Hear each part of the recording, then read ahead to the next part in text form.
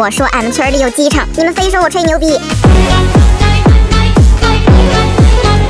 亳州机场，全国唯一一座在村里通飞机的机场，下了飞机就能看到田地麦苗。别的机场下飞机，快餐咖啡免税店，亳州机场直接在航站楼门口开庙会赶大集，花10几块钱买把小葱，买个炸串，转头回家吃饭了。别管走不走寻常路，你只手刚从旁边地里摘的菜新不新鲜嘛？其他城市机场的士、网约车，亳州机场咱买。